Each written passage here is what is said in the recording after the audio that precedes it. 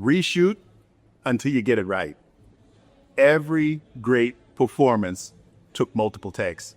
No one just does one take. If you're doing a film, you usually don't do never, ever, unless there's a certain circumstances, but you never just do one take and that's it. That's perfect. Let's go. A musician never just does one recording and okay, that's it. There's my album. Let's go. Multiple takes, reshoot until you get it right. So I really live this.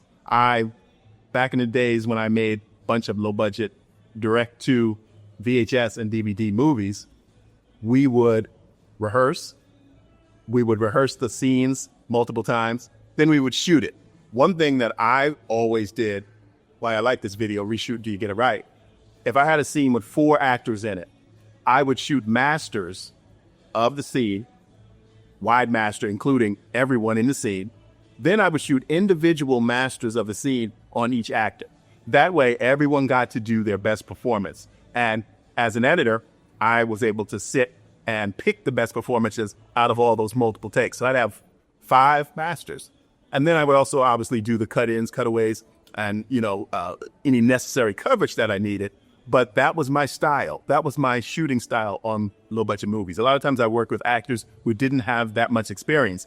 So sometimes during their take, they would make a mistake or mess up. So I would restart, and I would keep going until I got a master of their master as perfect as I could get it, as at the best performance that they could give me. So that's the thing. Keep reshooting until you get it right. That's the mindset of this video. So that was my technique, and it worked out well. And I still use that to this day. I work with a lot of different directors and producers as editors, as an editor. And if they ask my opinion, I always give them my technique. It takes more time. I think I developed that technique from being an actor. Because a lot of times, unlike stage, where you're actually delivering the performance straight through because you have an audience sitting right there, film can be broken up into just line by line by line by line. And if an actor forgets something, you can cut and you can pick up where they left off.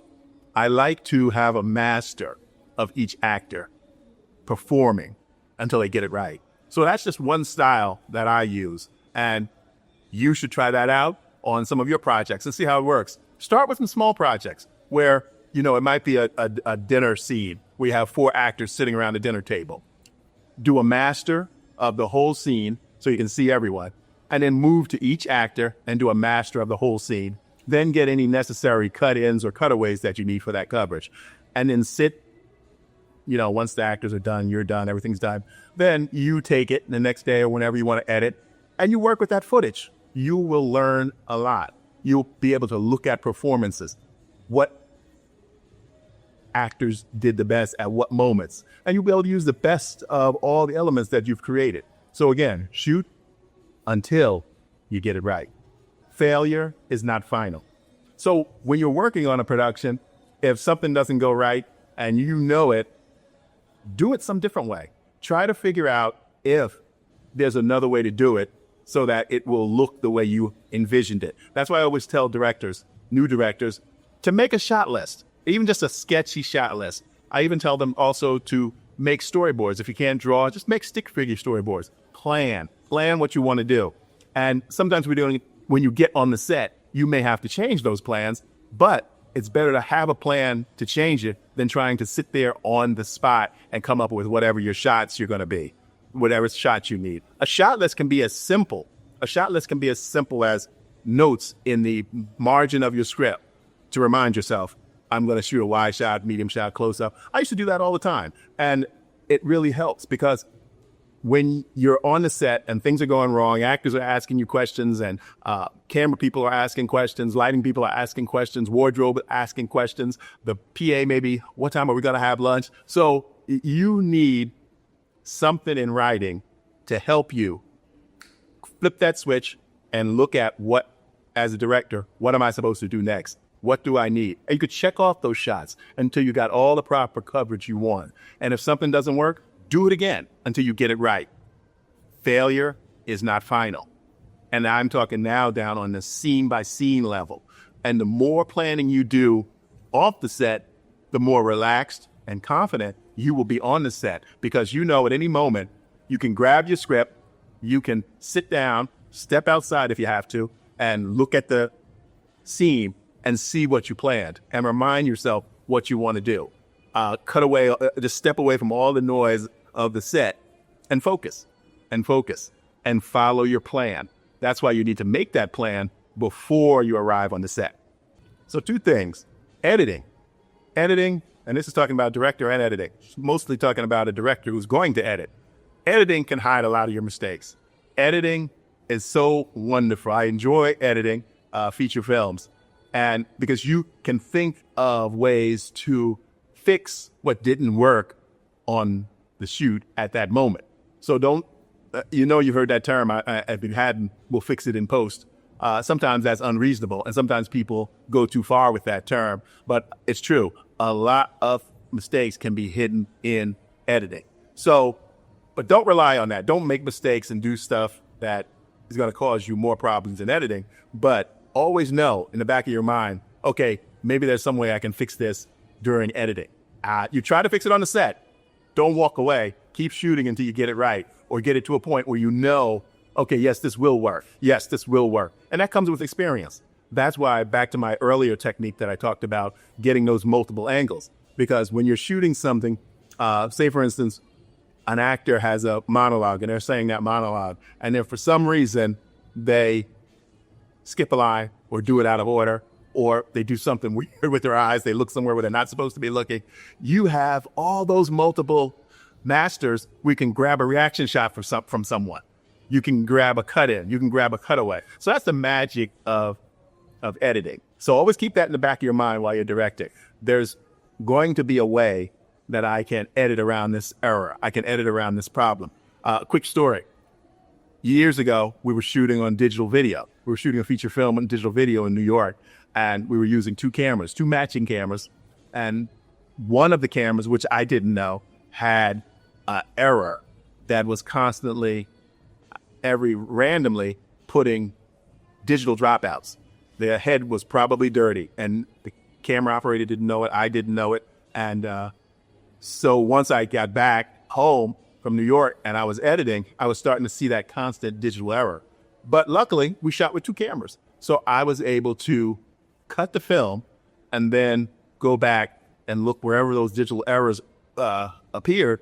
I was able to add some type of cutaway reaction shot or something, and I was able to fix it. I was able to fix it in post. And that was an issue that, unknown issue to us, but it was something that had to be fixed. And luckily, because of my shooting style and my directing style, I had plenty of footage to work with. So if I was one of those directors who constantly just shoots bit by bit by bit by bit, I might have had no way to fix that at that time during that period and the technology that was available to me. But that just shows you one little way that shooting enough coverage, and don't go crazy, shooting, 50 takes of one scene, but shoot enough coverage until you get it right. And then in post-production, you'll be able to fix any problems that may come up that you won't know about until you're in post-production. Life gives us retakes, gives you a chance to do something over again, especially in acting, especially in filmmaking, and especially in a lot of jobs that people have out there. I'm not talking about life and death jobs like doctors and hospitals and EMTs and things like that. I'm talking about the majority of people in normal jobs, and especially in film and television and acting.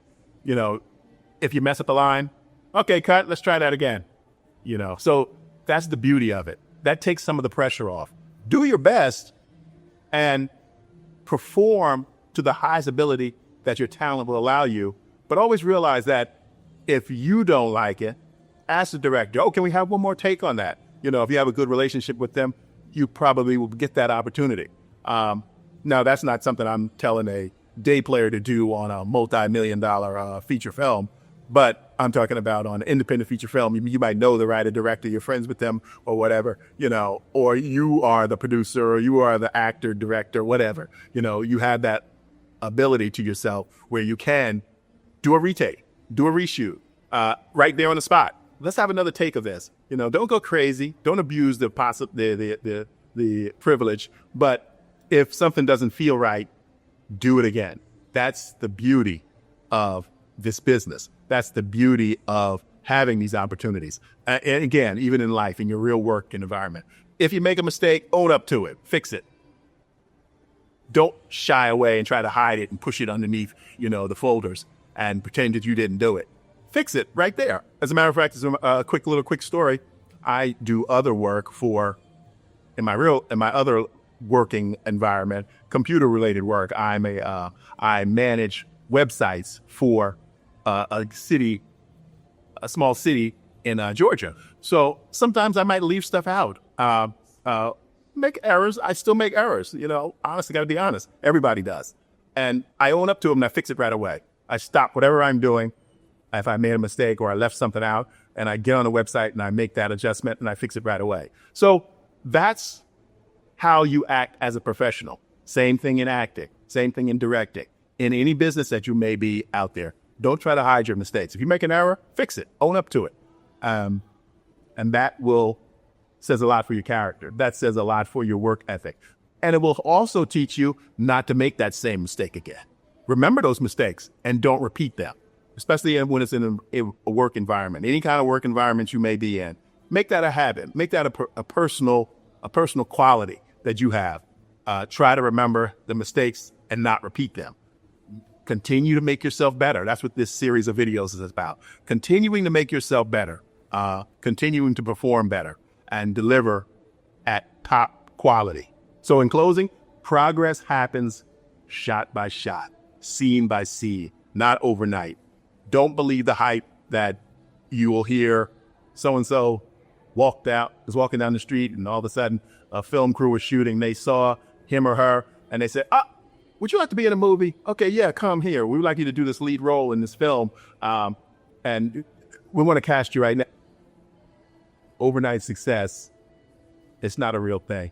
You look into it, people work, people study, people take chances, people start in small projects and they work their way up, step by step, shot by shot, inch by inch. You may be on a path right now that you don't know will lead you to something, that will lead you to something bigger that you didn't even know you really wanted to be involved with. So look at the opportunities. Keep your eyes open. Set goals. This is something, too, that I mentioned. I think I'm going to talk about that in an upcoming video. Set goals. Plan. Don't just wing it. Try to set short-term goals and long-term goals. I'm going to do a video about that probably. But that's something that's really important to me. Something that's really important that I teach young people. Whenever anybody comes to me for advice, I ask them, okay, what is your plan? Where do you want to be in 5 years? Where do you want to be? What do you want to do this year? What have you planned out? Because a lot of people just flow along with the river. They don't make any kind of plan. They don't set any kind of goals. And that's not a way to live your life. Your goals you may set some goals and you may not reach them. The path, you may have to go around it. You might have to go over it. You might have to go under it. But set goals, have a plan, work towards something. I'll see you in the next one.